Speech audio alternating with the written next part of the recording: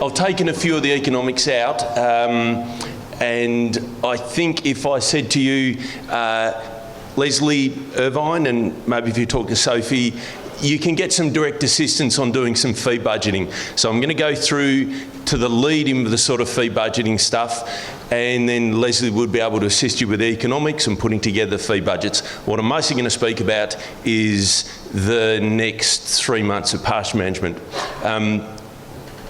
Just to begin with. So at this time of the year, this is the stuff that we go through, make our plans, prioritise, allocate, review.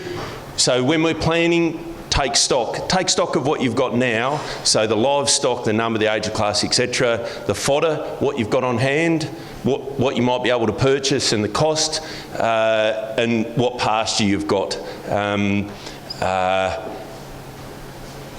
This is probably the most important thing, just to go through this. So any good high quality feed, so if it's green pasture, pellets, high quality fodder, these are the most productive animals that need to be concentrated on and given the most attention. So in the third trimester, any pregnant cows, any lactating animals, anything that's been grown, they get the best quality feed. They're the top of the pecking order, they're at the top of the hierarchy.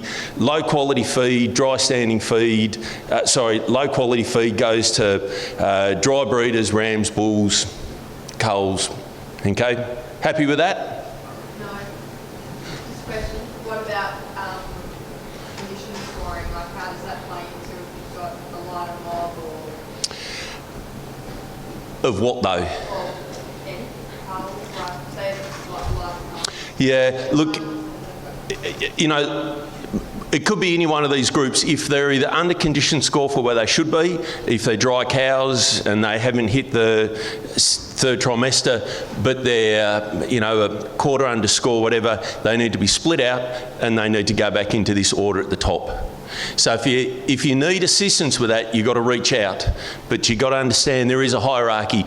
Not everything can be treated equally. That's how it is. If you treat everything equally, some animals are getting what they shouldn't get, if that makes sense to you.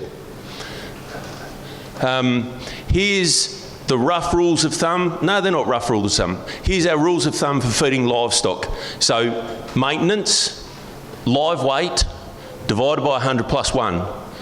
500 kilo cow is 5 plus 1. 6 kilos of dry matter per head per day for maintenance.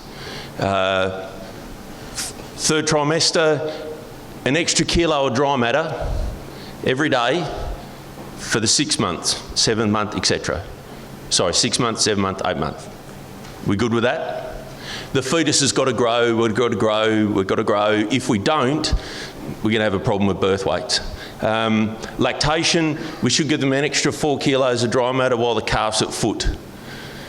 Not just at the start, but at the beginning the cow's eating a lot of grass to produce milk. At the end, milk flows are down, but the calf's eating the grass. So we don't split them out until we wean.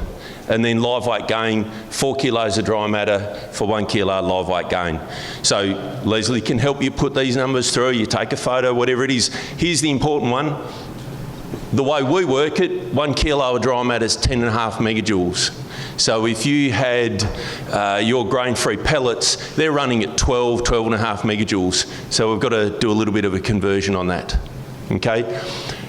Crude protein, they must have a minimum of 8%. If you go below 8%, the rumen stops working properly and we're going to have some problems. Doesn't matter how much feed we get in there, they'll develop rumen acidosis and things like that. Up to 18% when the calf's at foot, okay? Any questions on crude protein? We talked a bit about that in the paddock right now. So even though the almond hulls have a low protein content, these pastures at the moment are very, very high in protein or nitrates, and we're getting a level of compensation. And NDF, the amount of fibre they need in their diet, 30 to 35%. So the higher the NDF, the less of it they can eat of it. It takes longer for it to move through the room and come out the other end. So at the other end of high NDFs would be straw, dry standing feed. The NDFs on that, 65, 70%. They can only eat so much of it. It's not unlimited intake. At about 30-35%, which is the pellets and the almond hulls, that's about as good as you can get. You wouldn't want to go below that. Any questions on those? We'll get this presentation out to you. You can use this to make your own rations, whatever the case may be, and then reach out for someone to check your numbers. So just with allocation, just go through the livestock food requirements, you know, how long can we feed them for, and how long do we need to feed them for? I'll start talking about right now, in the next couple of weeks. If we've got supplementation and we can buffer their diet for about the next 40 days, it's going to make winter much, much more straightforward in terms of growing grass ahead of ourselves. Do a ration and a budget for each mob, and you sort of do 14, 28-day increments. Review it every 14 days, because you're looking what's happening out in the pastures and the animal condition, etc., and things like that. And then we've got to review it. So what are we left with? What's the livestock body condition, health? Are they starting to move into that third trimester? What's going on with the market and logistics and things like that? Your autumn breaks occurred. It started. Are we off and flying? Not yet, but your grass is growing and it's begun. Right, if we talk about pastures, it takes about 40 days from when we get the first lot of rain to when the grass starts to give us meaningful pasture growth. And I think what I saw out in the paddock, we're about that now. We've done our 30 days, we're rapidly moving into this 40-day window. But that'll vary depending, you know, how much rain you've got, the species in your paddocks and things like that. But, you know, we're well and truly down that 40-day path. You need to maintain, this is really important, keep going with your supplementary feeding programs and all the discipline in your rotations to build up a feed wedge. You can't open things up now. If you do, you're going to eat the grass that you need for May heading into June and July. So keep being disciplined. Look, if you haven't got any supplementary feed and you're holding them back, they're just having a small green pick, keep doing it. Now, they'll lose a bit of body condition, so be it, but you need to keep discipline. If you open things up too quickly, there's, you know, the feed in June and July is what you're going to be eating for what the potential growth is now. You need to wait until the grasses have got at least 2 leaves before you graze them. Now, what we saw out in the paddock was about 2.5. So you can start nipping off the top of these pastures. Look out for ryegrass staggers. That was spoken about, manage it appropriately. Any questions on that? So even though in the paddock there was 2.5 leaves to whatever it is. Yep. The pasture cover per hectare, like what that would be, 1,100 or 1,200 kilos per hectare. Like you're only going to get what, 2 days grazing out of that. How does that tie into the leaf stage? Like you've hardly got any grass in there, even though you've got 2 leaves. This doesn't tell us if it's got enough. Yeah. All this is telling us, don't graze it before, ideally graze it in that 3-leaf stage. Yeah. Is there enough in there? That's down to mob size and their feed demand and things like that. You're dead right, like, you know, putting animals in there at the moment, we haven't got a lot of dry matter. I'll tell you this though, that once it goes to the 4th leaf, the 1st leaf dies off. It'll get taller and taller, but that usable dry matter doesn't actually increase. It remains relatively static going forward. Yep. But what I will say, just remember that the leaf emergence rate and the rotation length must be extended, because the leaf that came out of the plant a week ago will take a little bit longer next week, and a little bit longer. The days are getting shorter and less sunlight. So this is what you're going through right now. If you had starch in their diet or grain-free pellets and a lot of roughage, we need to do this transition period. We can't just, don't cut off the supplementary feed and go, you're on green grass. I'll build up a feed wedge, away we go.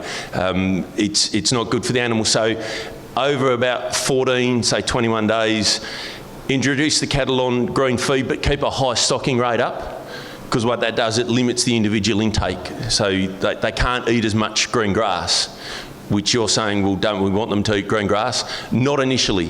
they have to essentially gradually have that supplement reduced and removed. And, you know, is it a quarter of that daily allocation a week, thereabouts? Slowly, yep. Yeah, to feed the pellets and silage at the same time, we just got one straight out, not feed silage or not feed pellets straight away, or got to do both, get straight or... I'd probably pull the pellets out first.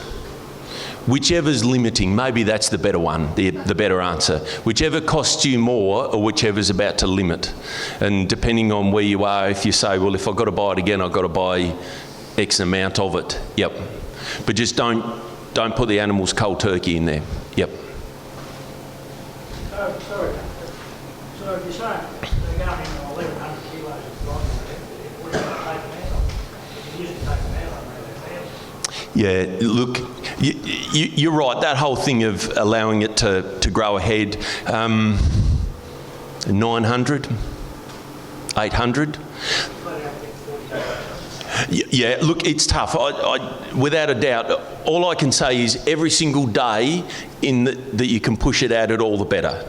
And I get it, but whatever you can do now, a day now is probably a couple of days in winter. So if you can hold them back now with whatever you've got, and whether they're going to slip a bit more body condition, the last bit of supplementary feed, whatever the case may be, hold them back. Now, if it means that you've got to go into some paddocks and you go, I've eaten this down to dirt and I've sacrificed it for the greater good, for the rest of the paddocks, that's what you've got to do. Yep. Autumn and winter nitrogen fertiliser. So certainly this will boost your biomass covers. We should expect about a 10 to 1 response. So that's 10 kilos of dry matter for every kilo of nitrogen, provided the pastures are actively growing. To me, that's a tick right now. You need to apply this immediately post-grazing. The nitrogen goes in the plant roots. Don't wait and go, oh, it started to regrow. You go straight in there.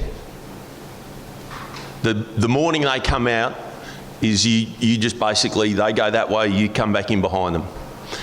We want to get every possible day we can for the nitrogen to grow the feed. You'll never get soil temperatures down to 7 degrees, but you can really push it. And we've got to cap the lock-up period. This is, and don't go near waterways. Sorry, yep. Put the nitrogen on a couple of days before they go out? Yeah, you can. Yeah, you've just got to make sure that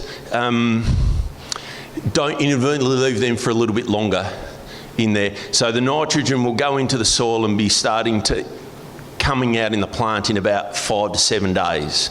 So that gives you the window. And that's what an intensive dairy system will do, to get croup every single day extra for regrowth out of it. Yep. Here's the best thing, I hope to be remembered for this slide. So if you'd all take your cameras out and take a photo of it. What this is, here's every week, April, May, June, July. Yellow is when we put it on, green is how long we should rest it for, and red is when we should graze. So we are right here now, middle of May, give it 40 days, and this is the pasture that you're going to graze in late May, early June.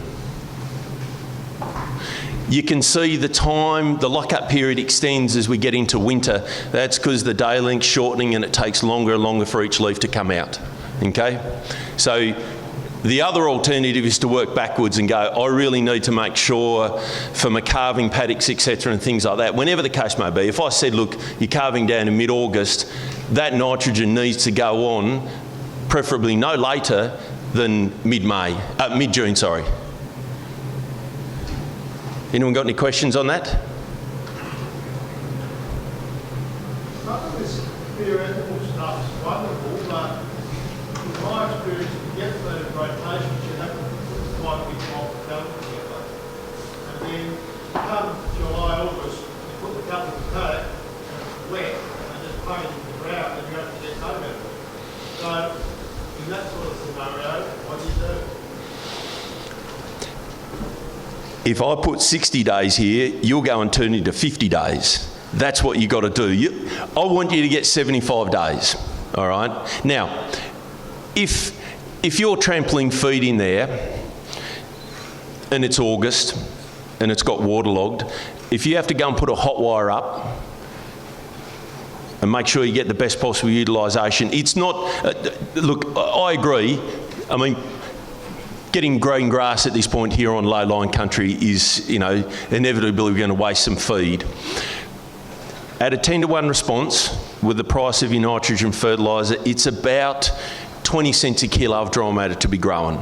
So that is so much cheaper than any supplement you can get going. But if you have put that nitrogen on in mid-June and you're looking at these paddocks and they are literally starting, you know, there is a lot of rain and it's starting to get wet, no problems. Because usually the next question comes, how soon after I put nitrogen on is it safe to graze?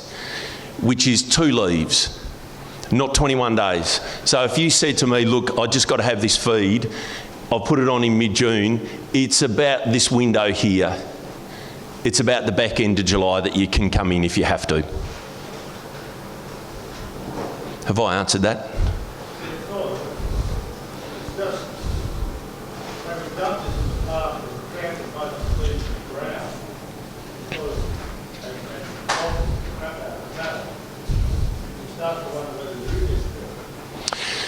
I reckon the answer to that is we probably shouldn't have done it in the first place. Because if that's, you know, these paddocks, if they're going to get that waterlogged and inevitably we're exposed to it, or alternatively, don't put as much in there. There are farmers in the wet country that set stocking at that high numbers. Yep.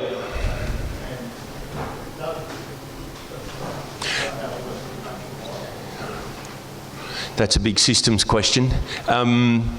Look, I guess my main message is here, delay. Delay before you go on to get the best one out of it. So this would give you a 10-to-1 response. If I graze halfway through, it's about 4-to-1 or 5-to-1 response. Yep. We talked a little bit about gibberellic acid. It's the plant hormone responsible for making the leaf blades wider and longer. First of all, it's not a fertiliser. It's just a plant hormone that triggers this growth response in there. If we use gibberellic acid, you can't graze your pastures any earlier, so it doesn't influence the rotation length. It's just like nitrogen. It should mean there's more feed at the end of it when we do come in, okay? So you should put this on when the soils are cold. People say, well, we could put this on all the time of the year. You don't put this stuff on during spring. The plant's already got these large amounts of the hormone going through there. There's no point doing it. You generally don't put it on during early autumn, or mid-autumn, but once we start getting into mid-May onwards, that's when our soil temperatures start getting down to that 12-degree mark, and that will trigger the use potentially of this product. So soil moisture shouldn't be limiting. You put it on, unlike nitrogen, which goes on straight away after it's been grazed, this stuff goes on halfway through the rotation. It's about 30 days before grazing, which looks, the responses are similar to nitrogen fertiliser, but if you put nitrogen on immediately post-grazing and you follow up with ProGib, you get a compounding effect. Both of them will come together. So the gibberellic acid won't diminish the nitrogen response and vice versa. So this is what it looks like. Here's mid-May, I put nitrogen fertiliser on, the gibberellic acid goes on in early June, thereabouts, and we come and graze this pasture in late June, early July. Yes, Tom?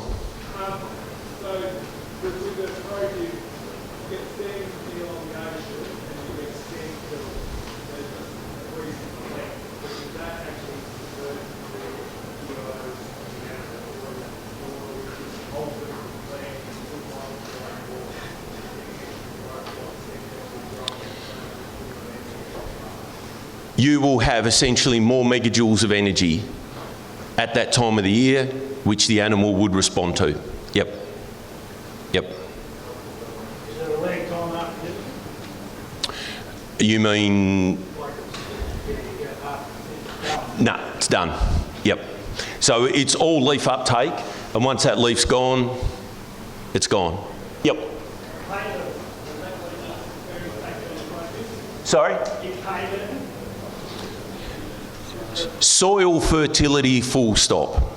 So this will not turn a rundown fog capeweed pasture into a good ryegrass pasture. So soil fertility, species, we always see the best response in better paddocks with good soil fertility. Any other questions on gibberellic acid? Yep.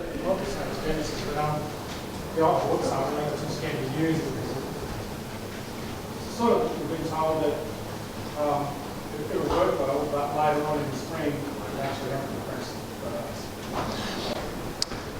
So, it's a bit further out. yeah. Look, the rates that'll flip that over is a triple application. So 20 grams, 20 grams, 20 grams. You can't fit that in your system. If we work properly with applying ProGib, so about the best you could consider in a season is 2 applications. I don't know how many times I've ever seen 2 applications applied. Will it reduce your spring growth? The New Zealand research showed you had to get up to over a 60 gram of the ProGib rate. So I'm happy that you're not going to turn around and go, what happened in spring? The conditions are there. Yep. I'm happy with that. Yep. Yep. All right, here's the fertiliser side of thing. We talked about that this morning. So low rainfall, less nutrients exported off the property, i.e. less pasture growing, less live weight exported out, the weight of the animals, etc. Less nutrients lost to soil factors, so this is leaching, biological and chemical lockup. So here's a grey sandy soil. If it was average rainfall conditions, you probably got about 18 kilograms per hectare of phosphorus is required, maintenance often, 25 kilos of potassium in a perfect world. Under the current rainfall conditions that you've had, I'd have no problems dropping that by 50% for phosphorus and 50% for potassium. You could argue on lighter textured soils this number would be even less. So your fertiliser, if you turn around and, like you said, well, I really want to push my fertiliser levels and push them through, you'll get the same level of outcome by doing this level of maintenance. I don't think it's the year to put any capital fertiliser on at all, and you'll sit there and go, yep, good one, yep, we knew that already. But that's what I would do.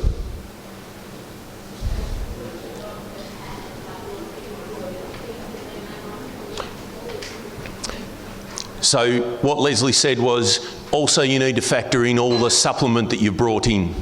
So every time you bring in almond hulls, grain-free pellets, grain, silage, hay, there's nutrients that are coming in. They're going through the animal, particularly all the potassium. I told you out in the paddock, there's only about 2 kilos of that for every 1,000 kilos of live weight. So a lot of that potassium is going to get left behind. So you need to do a fertiliser budget.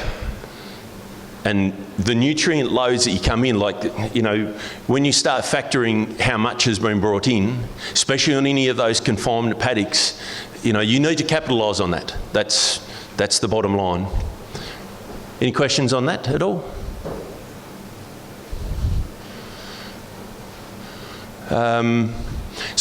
Look, I'm sure hopefully you might have heard about this farming forecaster. It's a weather station and it's got a pasture growth rate prediction model on it. It is good. I sat back for a year and I looked at it, and I know it's been measured, and I got a bit nervous about, was it going to work? I'm very happy. The soil moisture probes work really well, they're reliable, and the pasture growth rate models are reliable. So it's free access. That's the link on there. It'll help tell you what your pasture growth rates are. It's a pretty easy to use software. You just dial that in, you'll see a map of Australia come up, hit Tasmania and just scroll through to find each one of those 3 properties, and you'll come up with it. So I think, you know, we had nothing like this. Now we've got this information which tells us soil moisture levels, most importantly gives us a pasture growth rate, real-time numbers that are in there. Here's my final thing. Just, this goes all the time with farming. What I will say to you is, I'm more interested in the frequency that you go through this rather than having ultimate fine detail. The more you sit back and you just make these decisions, that's all farming is, just a series of small decisions again and again. Do this. Let your pastures fully recover before you graze. If you're going to use nitrogen or gibberellic acid, just give it enough time for the growth response to occur. The longer you can give it, an extra day is better than coming in a day earlier. So however you've got to structure your grazing system to get those extra days in there, look, just reach out and ask for help. Sophie's got my details, Leslie's here to do feed budgeting. There's a lot of people that want to help you. Talk, ask questions, and be very happy to help. That's all. Any questions at all? Anyone got any questions for Jason? What temperature do you reckon the ryegrass will stop growing? I don't think it'll ever hit a point here in a temperature here where it doesn't. So we'll see that in the Northern Midlands when the soil temperatures get down to about 7 degrees, 8 degrees, it'll really start to drop off. What I will say to you is it'll never be enough. You know what I mean? Like in winter, the modelling shows on King Island will get down to 10 to 15 kilos of dry matter for a blip, and then it goes either way. Now, if it's a really mild winter and we get 50% more dry matter growth, it's still not going to be a spring. It's going to be useful grass, but you know, that's, at the moment, I think Egg Lagoon was 26 a day, and the southern part of the island was 6 a day. And I look at those pastures out there, they are actively growing. To see that tillering is really encouraging, and the recovery of it. So, I don't doubt that's what's happening right now. So probably quite a bit of the same positions themselves. So we sowed an annual ryegrass, maybe 10 days ago, it's just up out of there. Normally, we've been going right earlier. I normally hit it with nitrogen sprays. There's been some late, should I do it? Yes. Yep. I don't think I mentioned that. The nitrogen needs about 3 to 5 millimetres of moisture to wash it in. It's about 3 to 5 mils. So you don't need like a 25 mil rainfall event. 3 to 5 mils. It just washes the pellets in. I mean, even if you broadcast pellets now, I bet you won't find them tomorrow. It's hygroscopic. It'll pull into the moisture. Just the moment you can't pull that grass out, it's fair game. So put your hands down with your fingers apart and pull. As long as you're not pulling plants out, begin. That's for grazing. Yep. So the nitrogen you put on now, go back to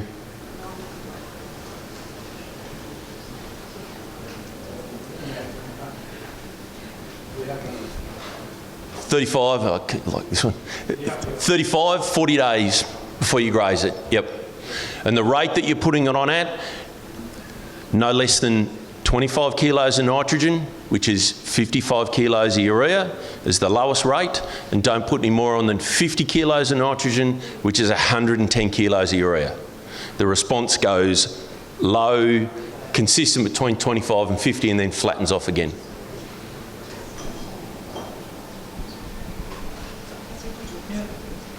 Have a opinion on how long you should let cattle in the paddock on normal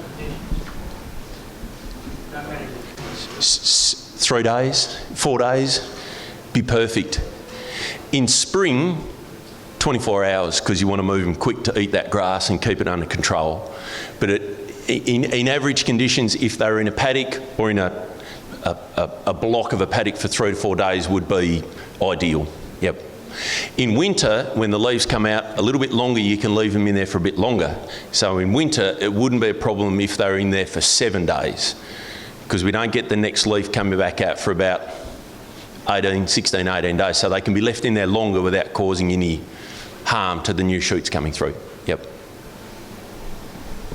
We haven't got the availability of cattle yet, and year round on that sort of time, because everyone else is doing it. Is there a certain time that we just got to blanket do it, or we can't go with that sort of thing? Like, economically, what are we going to lose? That's a really good question. And all we've got to try to do is pick the sweet spot. But to a degree, if we were to all put it on at this point here on a farm, at the start of May, we broadcast large areas. The leaves are coming out at about, once we get into this time here, about every 15, 18 days. So that means the pasture will keep its quality before it starts getting over mature for almost 18 days thereafter. So it's like the milk's in the fridge and you can keep it in there for a bit longer. So if you had to do a large area of the property, I accept that. Don't do every paddock on a property, preferably, because then, that sweet spot gets extended right over everything and you'll end up being a bit compromised. But if you've got to come in a bit early, that means at the other end, it's a bit, we're starting to get into 3.5, 4 leaves. Well, I'll accept that. It's fine. Yep.